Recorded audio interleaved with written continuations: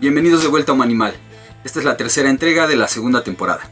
Acá vamos a conocer un poco sobre otro aspecto importantísimo para comprender nuestro sistema educativo y el monstruo que este significa. Vamos a dar un paseo por los sexenios más ruines e infamamente célebres de la historia y por otros igualmente ruines pero menos recordados, para conocer algo de cómo se ha ido expandiendo el sistema educativo durante este tiempo.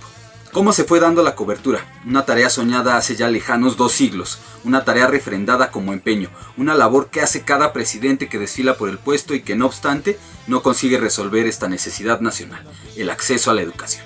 ¿Cuántos programas de construcción de aulas y escuelas has visto desfilar? ¿Cuántos reportajes has mirado sobre la paupérrima situación de muchas escuelas del país? Hay que decirlo así sin miramientos para poder superar esta barrera en la crítica que estamos haciendo. El problema del acceso a la educación no se resume al acceso a la educación. Es un problema de desigualdad económica. Ciertamente está por encima de lo que las observaciones de este programa esperan abarcar. Dicho y aceptado esto, veamos cómo el asunto del acceso marcó el desarrollo de nuestro sistema educativo una vez fundado. En el programa 1 revisamos la máxima ley que reglamenta el sentido de la educación impartida por el Estado mexicano. Pasamos a la segunda entrega en la que se abordó la génesis y la fundación del sistema, y ahora vamos a concentrarnos en entender la expansión y la cobertura del mismo. La naciente Secretaría de Educación Pública empezó desde 1921 una labor titánica. Intentó llevar la educación a todas las zonas del país, el que sería su principal reto hasta la década de los 50. Una labor ininterrumpida con un paso lento pero constante, sobre todo en el medio urbano y en el nivel básico. Un reto paralelo fue el crecimiento demográfico, que aumentó la cantidad de personas que no tenían acceso a la educación. No obstante, en términos proporcionales, el avance en la cobertura seguía su crecimiento, sorteando también las dificultades que supondría la desigualdad económica social existente. Aún así, el porcentaje de población marginada de la educación básica pudo ser disminuido de a poco. Primero en un lapso entre su fundación y los años 50 en las zonas de mayor desarrollo económico, y ya desde los años 70 con un incremento en las zonas rurales, dejando ahí un par de décadas marcadas por la desaceleración en la asignatura. En otro contraste que también ha perdurado, el avance en la educación superior o postbásica fue notoriamente mayor en los estados aventajados económicamente. La expansión del sistema educativo implicó la multiplicación de escuelas en todo el país. En 1950 había 25.403 escuelas de todos los niveles, y en 1990 la cifra ya había llegado a 156.165. Aunque sigue presentando nuevos retos, la tarea de lograr la cobertura educativa también ha conseguido un sostenido crecimiento y quizá haya dejado de ser el principal problema en cuanto a problemas educativos se refiere. Otra cosa es la diversificación, el robustecimiento, la multiplicación de la oferta educativa que se fue incrementando al tiempo que avanzaba a su ritmo el asunto de la cobertura. Como ya se ha insistido, durante las primeras 3 décadas de existencia del sistema educativo mexicano moderno, hay un trabajo concentrado en la expansión de escuelas de educación básica y el fortalecimiento en oferta a instalaciones de la Universidad Nacional, la que en 1929, ya casi terminando la década, lograría su autonomía. A mediados de los 30 encontramos un hito para el sistema educativo mexicano, la fundación del POLI. El Instituto Politécnico Nacional, creado para consolidar a través de la educación la independencia económica, científica, tecnológica, cultural y política, para alcanzar el progreso social de la nación, de acuerdo con los objetivos históricos de la Revolución Mexicana.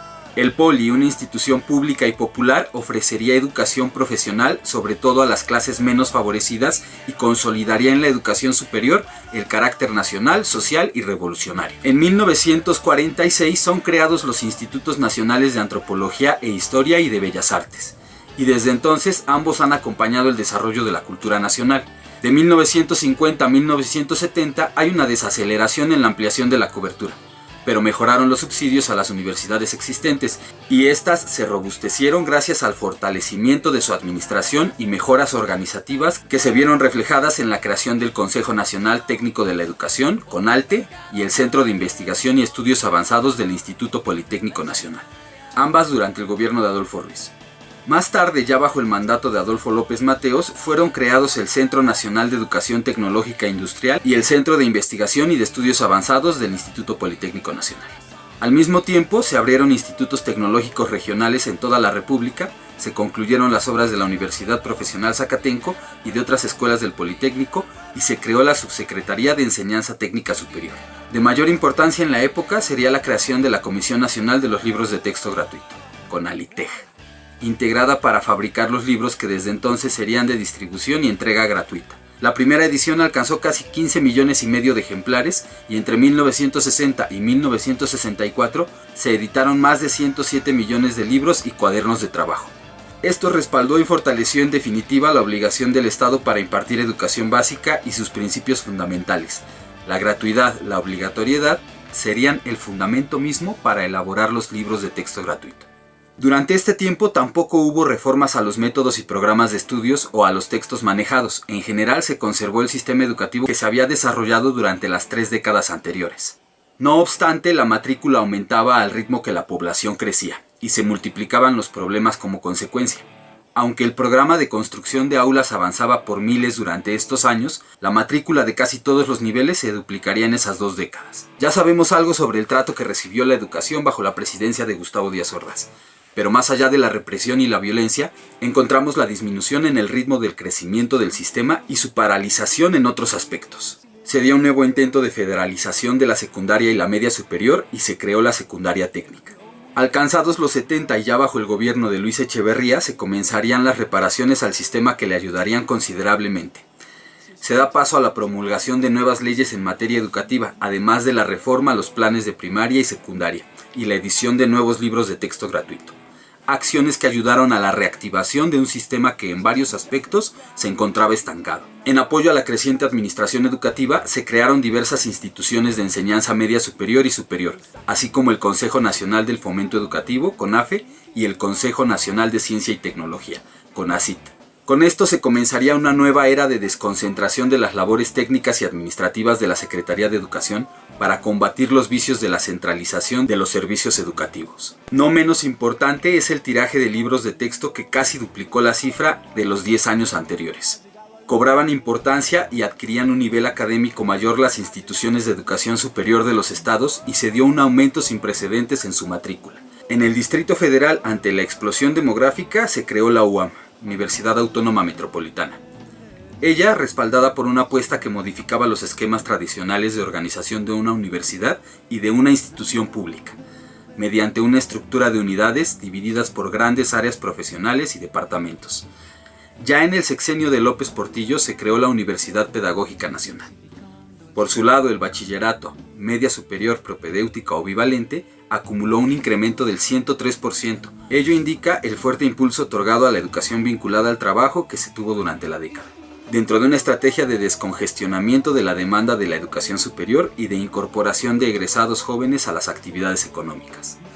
Como parte de esta política educativa, se creó en 1978 el Colegio Nacional de Educación Profesional Técnica, CONALEP, el cual en 1983 sumó 167 planteles en todo el país, con 87.6 mil alumnos, constituyendo todo un modelo educativo que perduraría y se arraigaría entre la población nacional. La tarea de fortalecer y descentralizar la administración de la educación ha sido una tarea que desde la década de los 80 ha consolidado importantes avances. En cada entidad federativa podremos encontrarnos con una mayor participación en materia educativa de los institutos y secretarías estatales que se han sumado también a los intentos de conseguir el 100% de la cobertura. Tarea inacabada como se comenzó declarando en este programa.